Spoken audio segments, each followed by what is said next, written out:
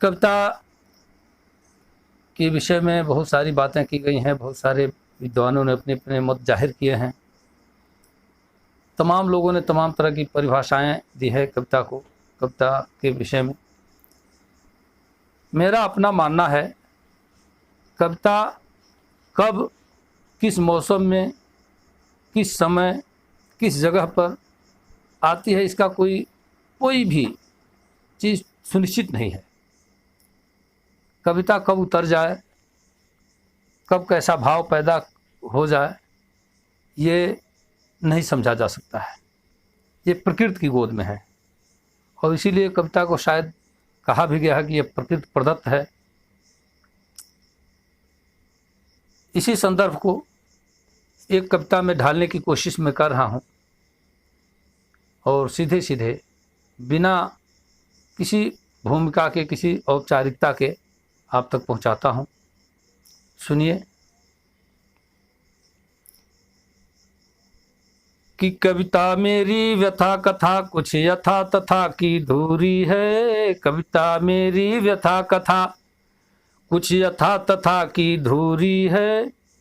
कविता गढ़ना लिखना पढ़ना ये मन की मजबूरी है। कविता मेरी व्यथा कथा कुछ यथा तथा की धूरी है। कविता गढ़ना लिखना पढ़ना ये मन की मजबूरी है।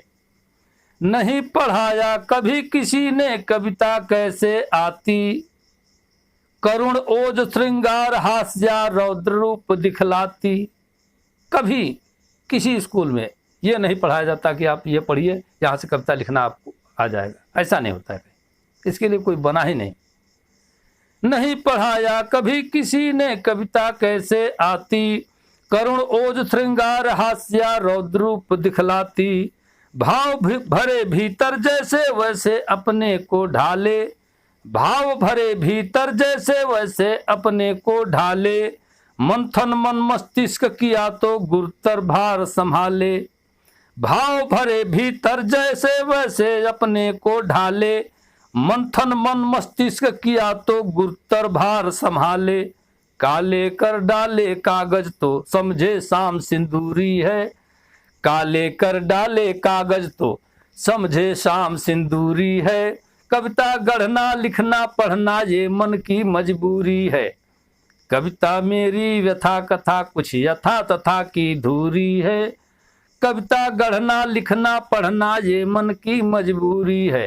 कविता गढ़ना लिखना पढ़ना ये मन की मजबूरी है। समय सुनिश्चित नहीं कहीं वह जगह बना अस्थाई। समय सुनिश्चित नहीं कहीं वह जगह बना अस्थाई। समझ न पाया कोई कविता कहाँ से कैसे आई। कोई, केवल मैं ही नहीं, कोई भी। समय सुनिश्चित नहीं न कोई जगह बना अस्थाई। समझ न पाया कोई कविता कहाँ से कैसे आई। राई को पर्वत करने की कला काव्य में होती। शब्द सतह पर स्वतः आ गए कविता हार पिरोती। फिर से सुनाता हूं। राई को पर्वत करने की कला काव्य में होती और शब्द सतह पर स्वतः आ गए कविता हार पिरोती। मोती मड़ियों से कविता की कीमत अभी अधूरी है।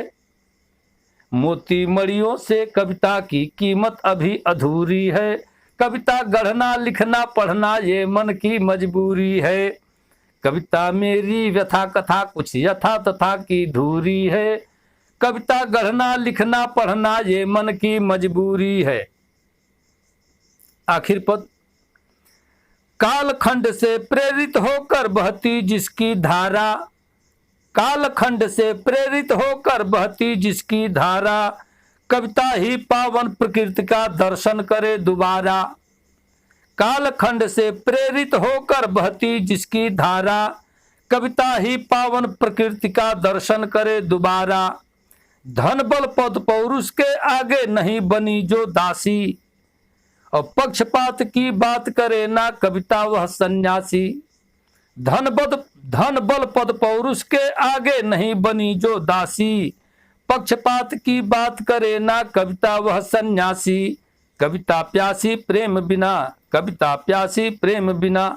प्रेमी प्राणों में पूरी है, कविता प्यासी प्रेम बिना, प्रेमी प्राणों में पूरी है, कविता गढ़ना लिखना पढ़ना ये मन की मजबूरी है।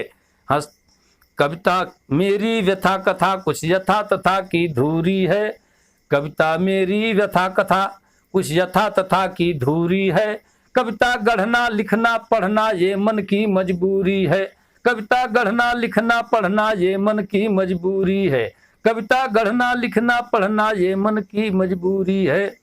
भाई मजा आया, और मैं ये जो मजा है हिंदुस्तान के हर व्यक्ति को देना चाहता हूं। एक बार पुनः आपसे वही निवेदन दोहराता हूं कि अगर मेरी बात, मेरी कविताएं आपको अच्छी लगती हैं तो आप भाषा प्रेमी ऑफिशियल को सब्सक्राइब करें, मित्रों में शेयर करें, बेल आइकन दबाएं।